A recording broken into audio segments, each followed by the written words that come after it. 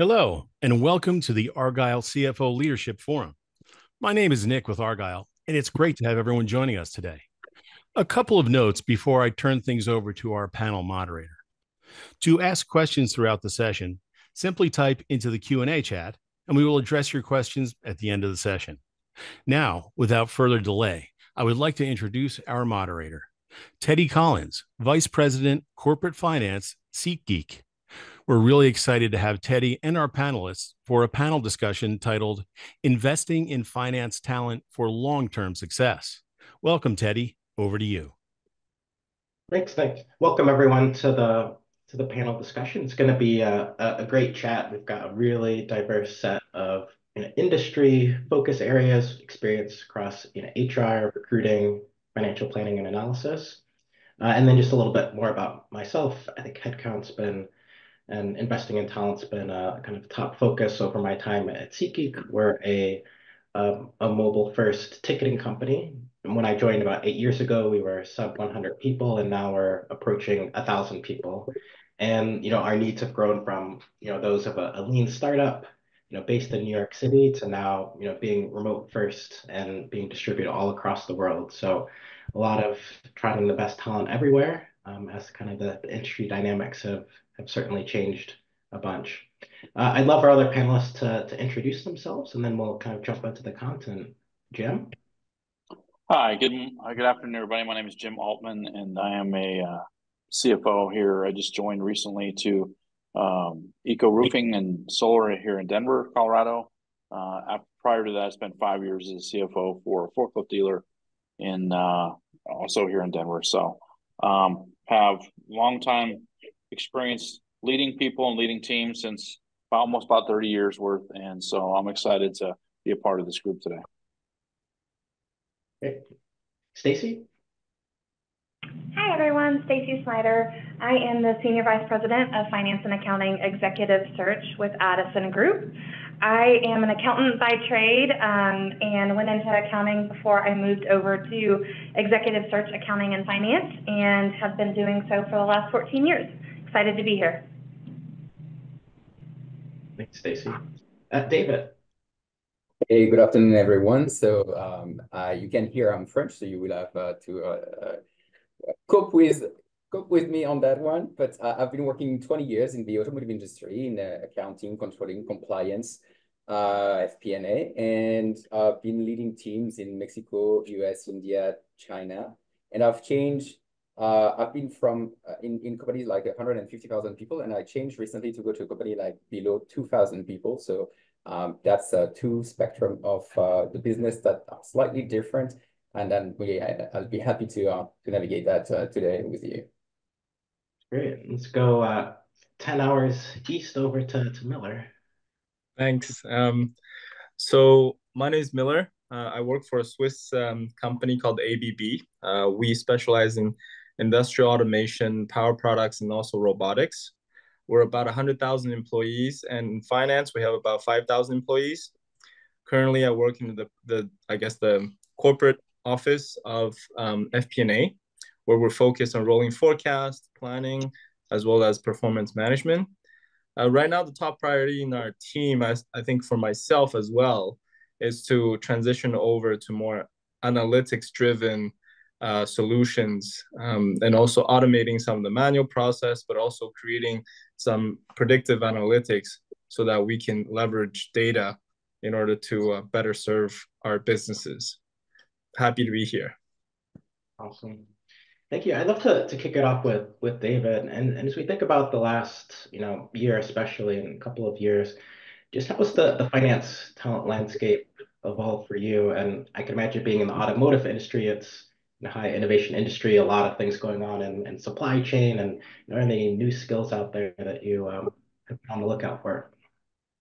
Yeah, thanks for the question. So that what I'm going to say is things that everybody sees. I guess it's just a kind of summary of what we experience through our daily life. And I would say that the thing that I see first is the continuous trend in digitalization, improvement in technology and automation. So that's going to stay. But what I do think is there's a shift It was a delicacy from big companies. There were the SAPs and the QuickBooks before, and now it's something which is like achievable by smaller companies and smaller units. A lot of accounting remain manual in this small corporation, and that is going to change.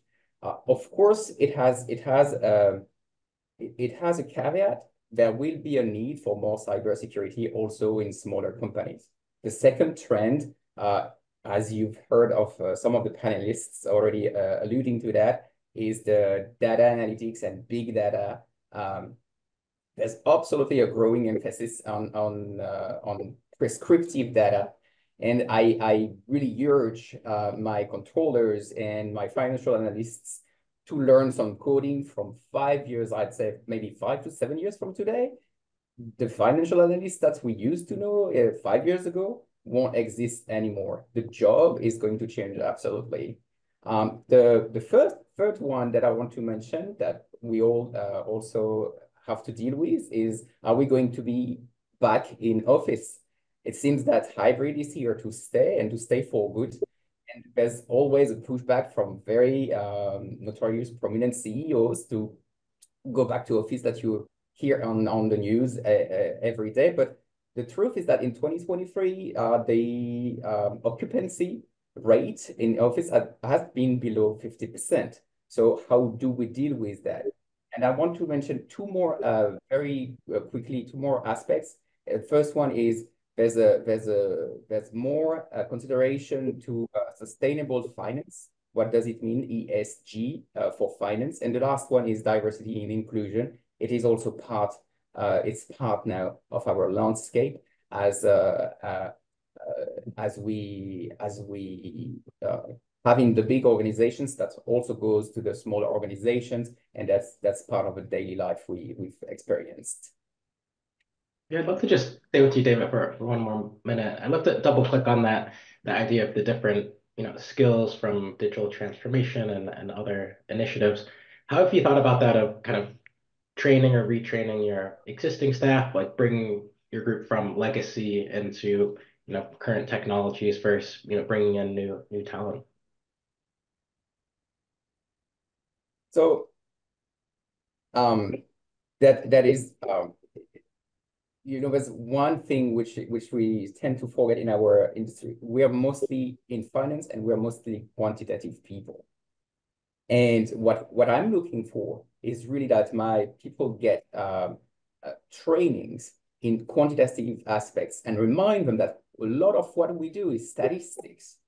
There are two things. First, we need to know the norms and change of the norms. So trainings for that, they exist. They're okay. We know we have to take them. The second one is quants and statistics. We tend to rely on the machine and the Excel. Excel is God. That is an issue. That is an issue for me, as I see it with my people. And I push them to have a quantitative training once a year, at least. Great. Yeah. I'd love to jump over to you, Stacey. I'm just wondering so you're in the kind of recruiting or search field. Can you tell us a little bit about how the supply demand dynamics have worked with Great Resignation? I think personally experienced like a significant drop in attrition recently. So can you just kind of lay out the field for us? It has been a roller coaster, I will say, since COVID. COVID did a lot of great things, allowed more flexibility, work from home, hybrid, all of those things. But what it also did was it did create the Great Resignation, which then was followed by, honestly, candidates not looking to leave, hunkering down and staying put, which then that resulted in this demand for jobs, but there were no candidates. Then causing the issue of how are we going to pay this person, then maybe inflating salaries across the board to get individuals to make a move.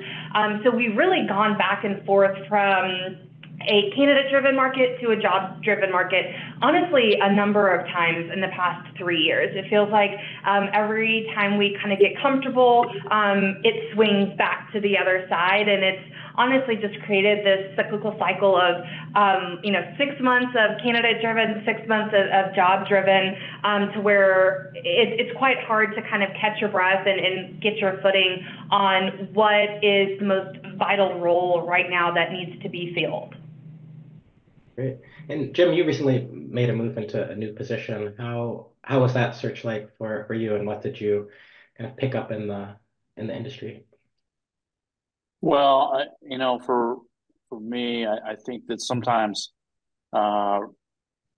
recruiting, and not necessarily recruiters, but recruiting is still stuck on some traditional, measurements of what a candidate can do. And I remember, this has not been recently, but in a past life, I remember being asked if I had QuickBooks experience, and I had worked with high-powered ERP systems, Hyperion and JD Edwards and such, and I said no, I work with these. I figure if I can figure out those kinds of pieces of systems, then I could surely figure out QuickBooks.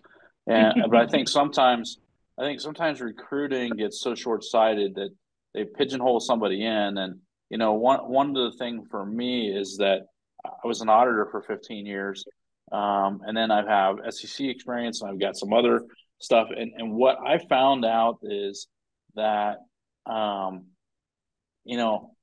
people are wanting to have that pigeonholed experience.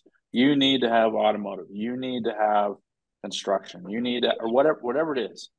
And honestly, I think for somebody who's been doing this as long as I have, business is business, and I can hunker down and figure out. I pretty much got my arms around a roofing company. I've got a good construction background, but I've got my arms around a roofing company. When I was in forklifts, I didn't really ever work with forklifts before, but within 5-6 months, we had that company turned around profitability, and that was kind of fun for me. Just I don't know. I think sometimes when we look and try to pigeonhole what works rather than looking at the person and what they might offer. I think that's the hard thing, and that's kind of what I experienced. Yes, yeah, it can certainly. Yeah, I've heard stories, certain companies that can screen out people with AI filters if you don't have certain keywords in your resume, but it's definitely had personal experience and success with, Well, Teddy, really. one of the things I'd follow up on that with you is that I actually paid somebody to do my resume this year in order to put in to fight the AI challenge, and it actually got me at least first round. More than I've ever seen in the past. I'd love to verse what the resume you took in. Would you say it was adding different keywords or taking certain things away? What was some of the? Yeah, adding keywords. Things that I would say, man, that just, to me, it doesn't appeal to me. But for some reason, whatever artificial intelligence is looking for certain things, and I mean, honestly, it did get me a first round interview, much more success rate. But most of those places were high competition, and once they were dialing in a little bit more, you only go so far. So you have a little cringe moment when some of the buzzwords. What were the buzzwords of the year that stuck out the most to you? Honestly, nothing comes to my mind right now. If you give me a couple minutes, I might think of some. So Circle back. And then Miller, let's jump over to you. I mean, your company is, very large footprint all over the world, over 100,000 people, and I imagine there's a lot of different, segments of kind of workforce that you're trying to acquire and retain and evolve. Just kind of give us the lay of the land from your perspective on what you've seen. Yeah, definitely. I just want to finish off on the last question when you were asking Jim, what is the buzzwords? I think the buzzwords that you see a lot nowadays is sort of what they call like multitasking, taking multiple hats. And I think that speaks truth to what I'm in terms of FP&A.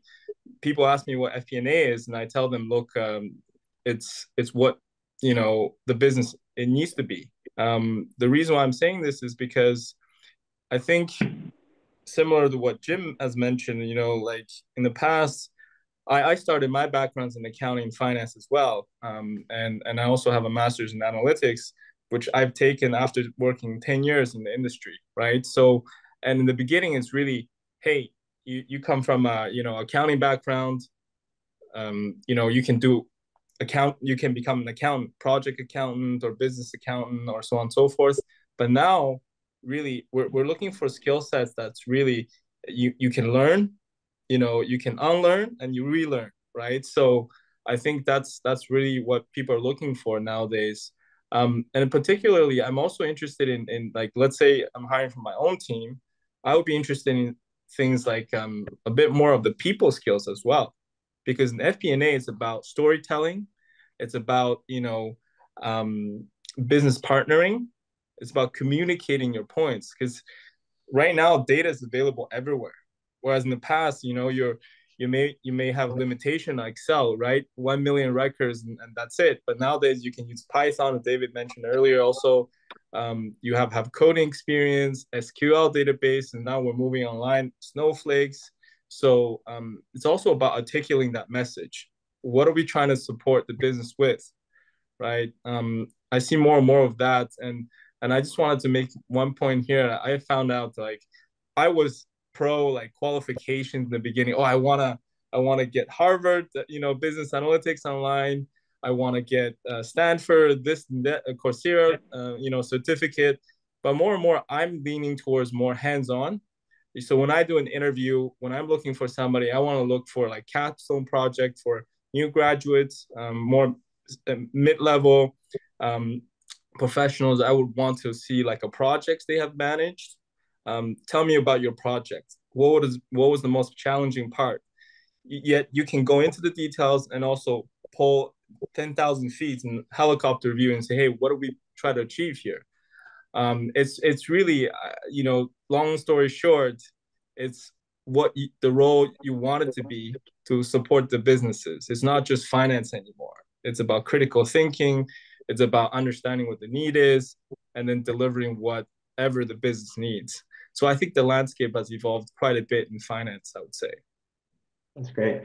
Yeah, and then you mentioned analytics. David mentioned statistics, so definitely the quantitative skills, and then kind of finding the right tool for the job, whether it's moving a company from QuickBooks into an enterprise ERP, and then for people on the call who can remember when Excel was only a paltry 100,000 row limit, it's kind of moving. You open up another 900,000 rows. That doesn't mean you should stay in Excel. It's about moving into the data warehouse and tools and Python and SQL and so on. So on that point, I'd love to kind of segue into just thinking about the qualifications and skill sets, like coming into a role, what you can actually convey on a resume and through prior work experience. So, Stacy, what have the trends been there? What are kind of companies looking for, and how has that changed? Yeah, so we've seen a shift from previous years to where it is somewhat to what Jim was saying, is that they have to have 5 years doing this, and this, right? And we've really seen a shift to hiring finance individuals that I would consider utility players. So I think the last couple of years we've all tried to kind of regroup and see how we move forward, maybe streamline things. And what we've really seen is that at least for, I would say, those sub 5 years of experience, director of FP&A, the needs for that are going to be a little bit different. But when we're looking at that 1 to 6 year FP&A person, really what our clients are asking us for is 3 main things. And that can come from a variety of different backgrounds, but is strong communication. We all know that finance is very forward focused, whereas accounting is more reactive and looking back. So that communication is extremely important. The second thing that they're looking for us to find and identify is really strong problem solving skills.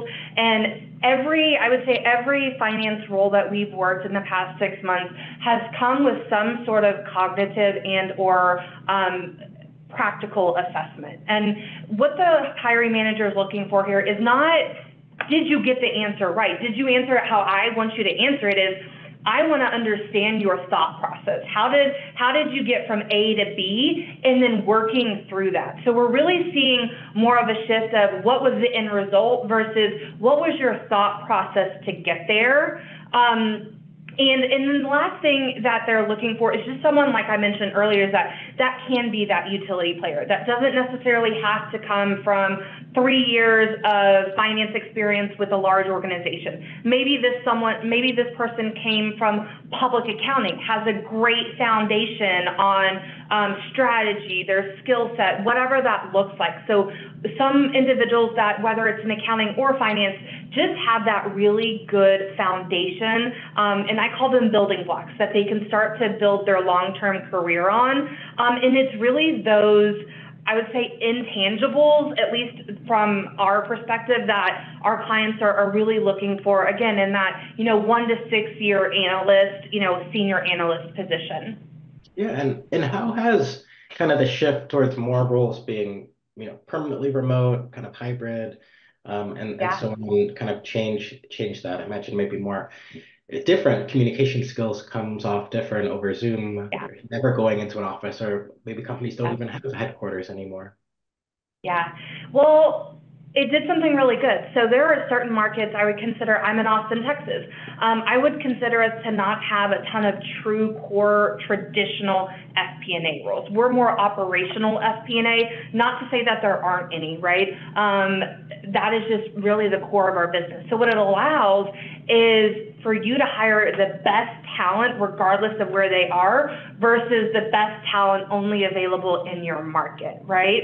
So it's also allowing individuals, let's say that maybe lives in the middle of Minnesota, right, to also start having that career and putting their skills to use in a financial analyst role that maybe is remote for a company out of Texas. So in my opinion, as a recruiter, we see more accounting than finance.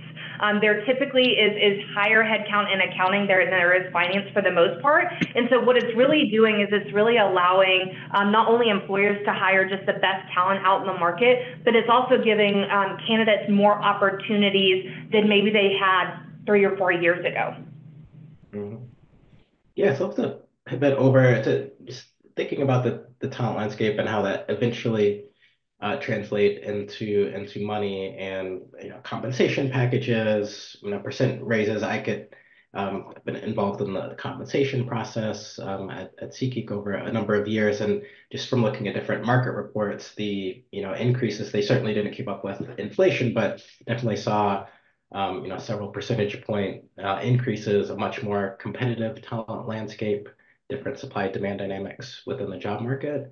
Miller, what are kind of your thoughts on how to approach kind of compensation, but from the finance stakeholder, how that balances out with the needs of the budget and the bottom line?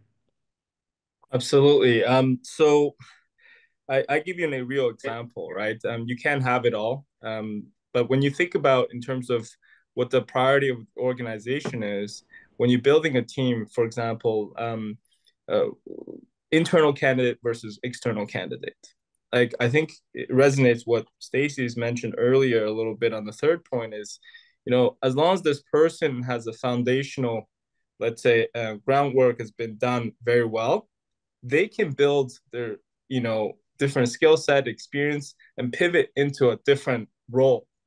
I've seen that done multiple times, and myself included. I've shifted into more FP&A analytics from traditional accounting and finance, business controlling. So that's really a good point, because internal candidate and that's maybe I would say industry knowledge is sometimes it's less. The salary you have to offer less, because then for an external candidate to come in, there's a lot of risk that they have to take, and it's a bigger step, right? So you have to offer a more competitive, wage. Not to say that you're not offering internal candidate a competitive wage, but you're offering them an opportunity as well, right? So, and they know the internal processes and also their way around. So I think there's more likely chance that will work out with a budget constraints. So that's number one. Number two is also when thinking about, let's say, for example, FP&A, you have 3 pillars or multiple pillars, but 3 mainly. You do the planning, annual planning, and long-term planning. then rolling forecast and performance management. Instead of hiring 3 managers, maybe you can think about hiring 2 managers plus a senior analyst. Hiring a senior analyst from externally who is very technically strong, who needs to develop a little bit, and they can always get help from the FP&A director or the peer, let's say, from the other 2 managers. And I would rather focus on quality over quantity, because then you're not really sort of paying for 2 headcounts where both may not be maybe mediocre, but one is actually pretty good, but at a lower level, right? I mean, think in terms of a big 4 externally, you have the senior manager, above that is director, but then you can always hire maybe a grade lower, but doesn't mean, and give them an opportunity. They're probably very motivated to do so.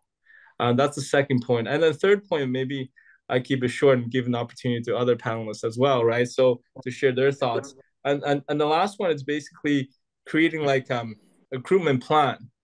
So when you hire someone, it's not just about wages. And we talked about a little bit about remote working. That's another one we'll talk a little bit later as part of the perks, but also I would even not call it perks nowadays, it's sort of essential, right? And I would say combine that with a little bit giving them a career path.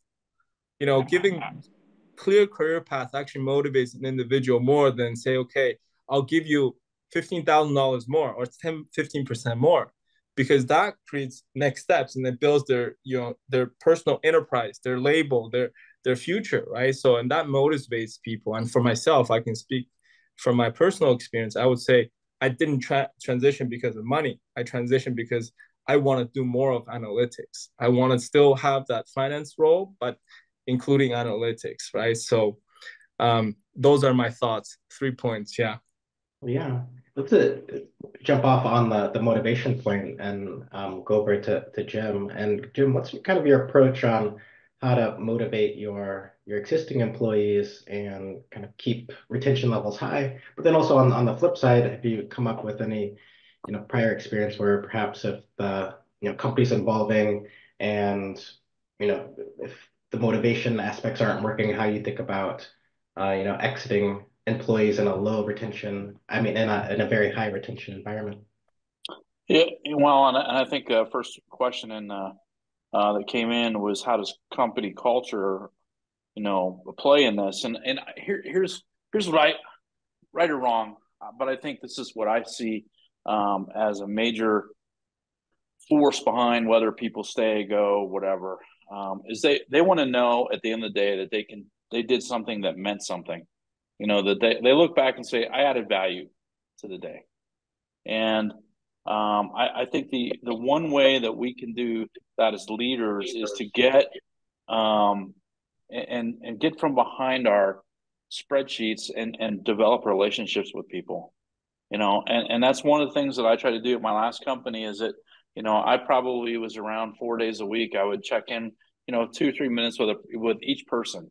It didn't matter if they were accounts receivable clerk or they were the accounting manager or the controller. I wanted to check in, see how they were doing. And that personal connection really meant a lot to them. And then I tied that to this. I think it's Gary Chapman who wrote the 5 languages of appreciation in the workplace. And the premise there is to affirm and reward folks how they want to be, and not necessarily how we as leaders want to be affirmed. And it starts off with an allegory about a guy who left the company because he wanted to spend more time with the supervisor and understand what his vision and dreams were for the department and company. And yet that supervisor just kept giving him bonuses of money, which he said was fine, but he really wanted to be a part of the solution going forward. And I think, so how does that play together? I think when we spend time talking to our folks and we get to know who they are and we have that personal connection, we're going to know what motivates them. And then we can come back and, when we know they're struggling with something, we can, as leaders, set them up for success. And I think that drives that loyalty factor and wants people not to be quiet quitting and wants people to be engaged and really want to accomplish something that where they see at the end of the day that they've added value. That's how I come full circle to that.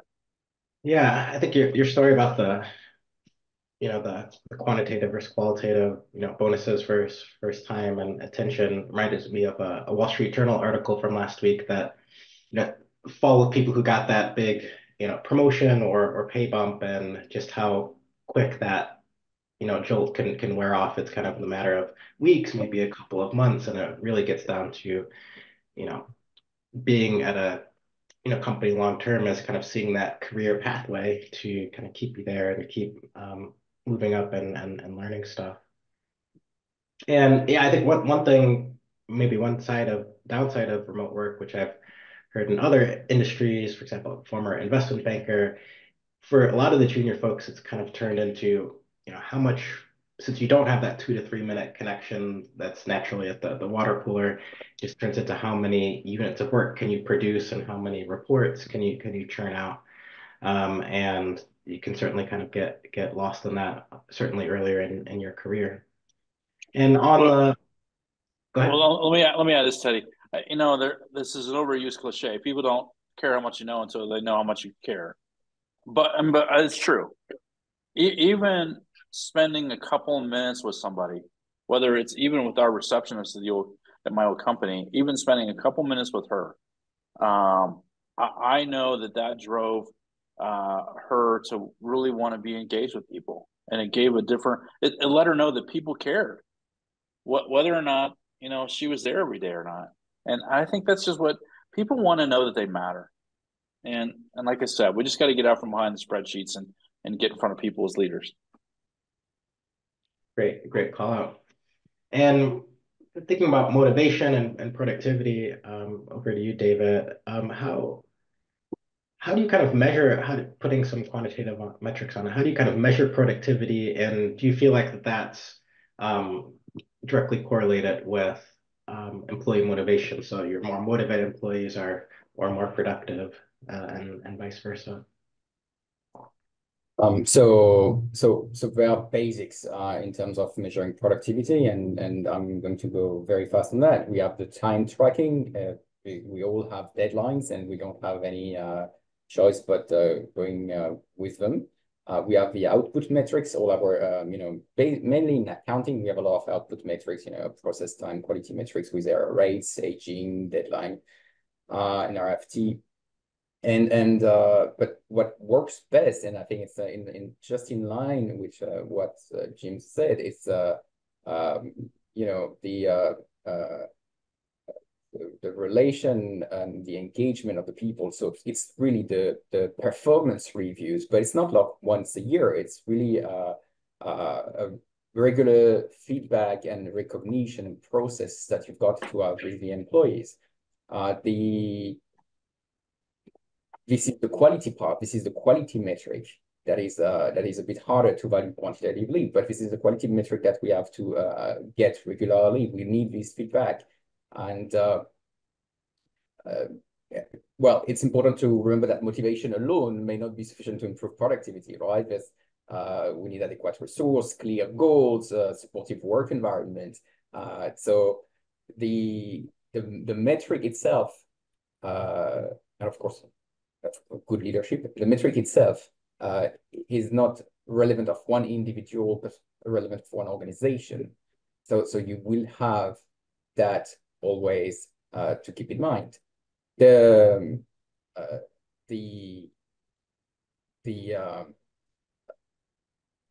What is really important is to keep the humanization at the heart of the collection of the performance review, and the heart of the collection of metrics. So keep the value. Where's the and when I say value, I don't say value in terms of money, and I would say value in terms of human values and corporate values that we want to offer. So none of these metrics we design have a meaning if we remove the value from it. If they all have when I speak about the quantity of invoice processed per month and how we can do better with less resources, it is not only it can't be done at the expense of the individual. The resources are scarce. Having people resigning is costly. So all of these metrics and performance that we all have must be carrying some values with it. What is our goal? What is our vision? And we can't speak about metrics without our values and what we want to achieve together. We can't give what we don't have to offer. Yeah, there's definitely either a natural conflict between needs of the employee, needs of the company, and really, Stacy, when when you talk to candidates going in, from their perspective, how have the needs and wants of candidates as far as they've got compensation, flexibility, work from home, other perks and flexibility. What's on the top of candidates' minds and how have companies responded to that? So I would agree. There's definitely been a shift from, let's say, 5 years ago. A candidate's primary focus was money.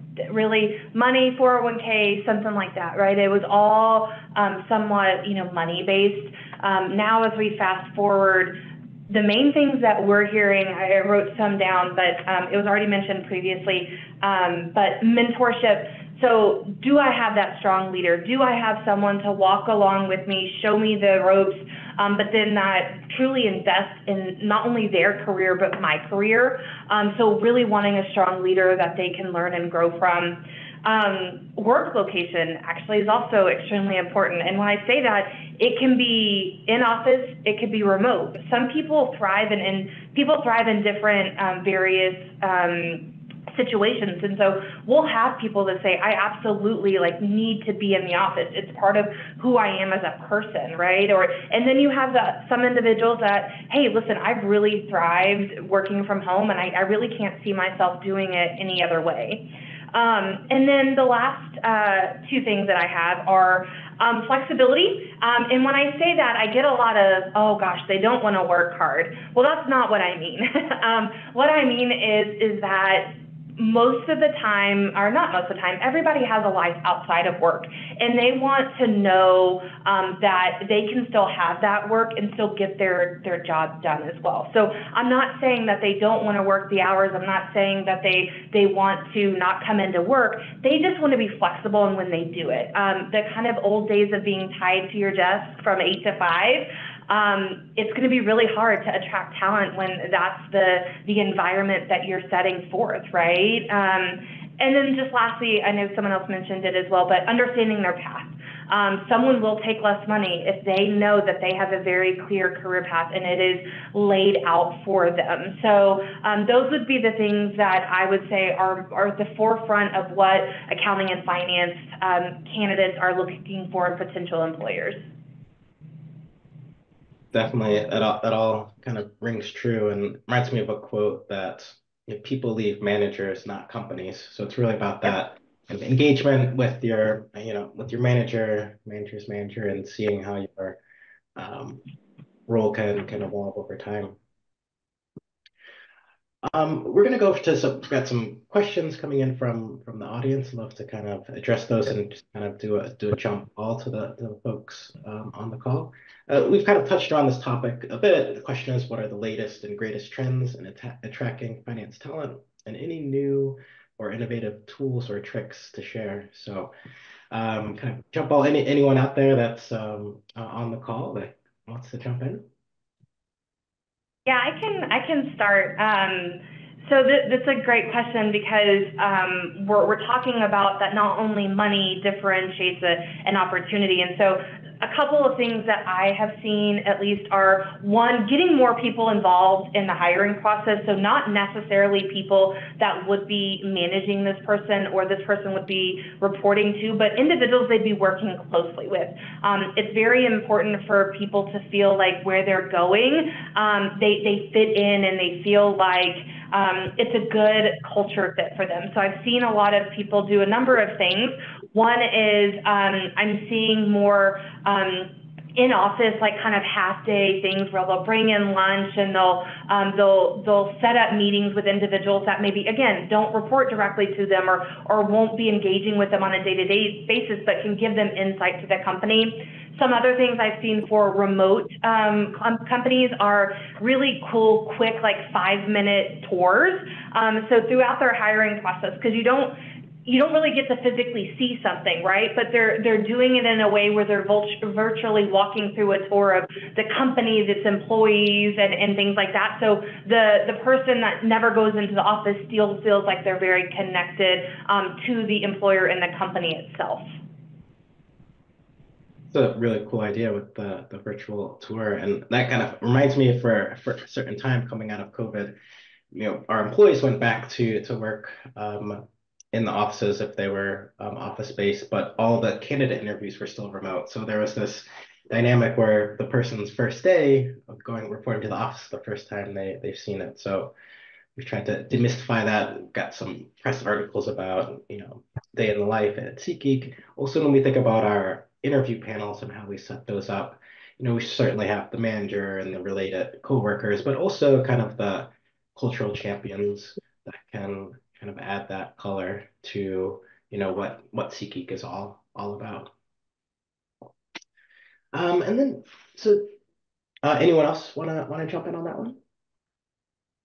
I was gonna add, I mean, I think this quick tour, virtual tour is a brilliant idea. I mean, we're doing something similar but a little different. I definitely take that as a tip going forward. What we do actually during COVID and also last 2 years or so is that we actually asked people in the team to set up virtual coffee to talk to each other. At the end of the month, we all get together. We play a game.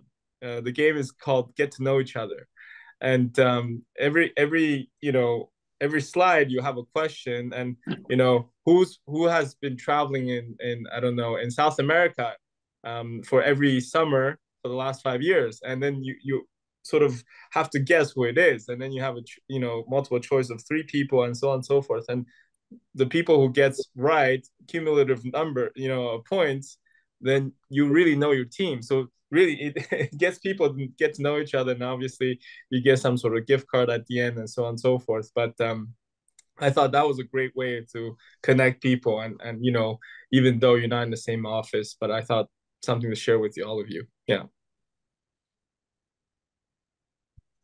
Stacy, you gotta get out there and try to trademark that idea that you've lit it on fire there. So that's one of the Q&A, and then we'll go into kind of final thoughts, 1 minute for each person. But so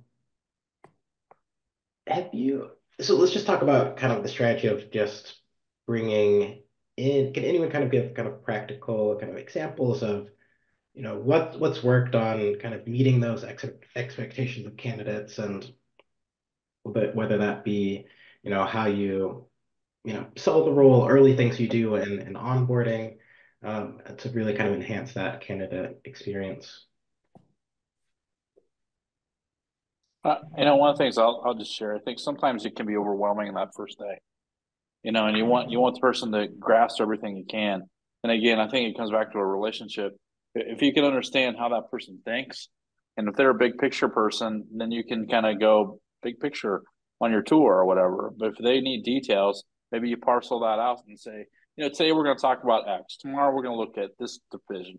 And the next day we're going to look at this division. I think, it has to be tailored to the person, that you have to know what they're like. So kind of my thoughts. And I'll add in on that. No, go ahead. I'll add in on that. So communication is key.